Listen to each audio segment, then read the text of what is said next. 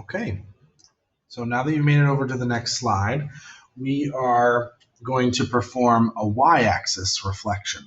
So on this last page, we saw that, if we put the negative out front, right, outside of the f of x, then that is going to flip it over the x-axis. So when we see that now the negative sign is inside and it's attached to the x, this is going to be a y-axis reflection.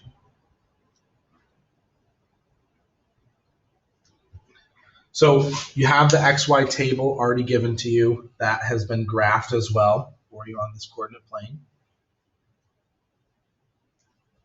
So now you notice the function is going to change from x plus 3 to negative x plus 3. So if I plug in a 1, we would have negative 1 plus 3, and that's an absolute value of 2, which is going to be 2. This would be an absolute value of negative 2 plus 3. So that's positive 1. Absolute value of positive 1 is a 1. Negate the 3. Ends up being square root of 0. Or sorry, not square root of 0. Absolute value of 0, which is just 0. And then we've got negative 4 plus 3. The negative 1 would be inside there, but then the absolute value of that is just positive 1. And then over here we have negative 5 plus 3. And it would be a negative 2 on the inside, but positive 2 would be the output. So now we've got 1, 2. So that's 1, 2. 2, 1. 3, 0. 4, 1. And 5, 2. You can see that when you connect these points, it does appear that we've rotated around that axis.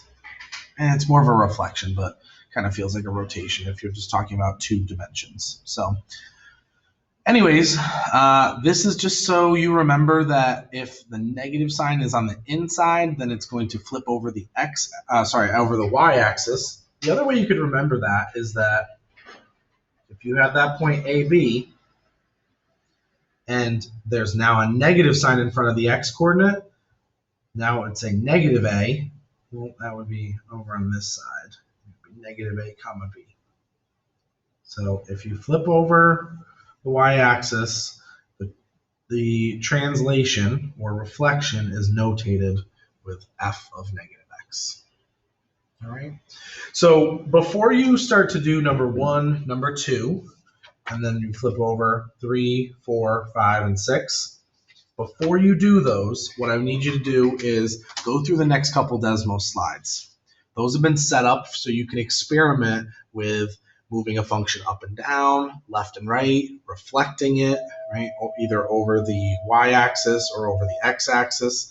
So again, before you do problems like number 1, number 2, number 3, all the way through 5 and 6, go to the next couple slides, and those are going to help you kind of play around with this, and you'll be able to take the fact that that's a quadratic, and you'll be able to move it according to what you see inside this function, what transformation's been occurring. So I will let you explore on the next couple slides, and then there'll be at least one more video at the end. All right.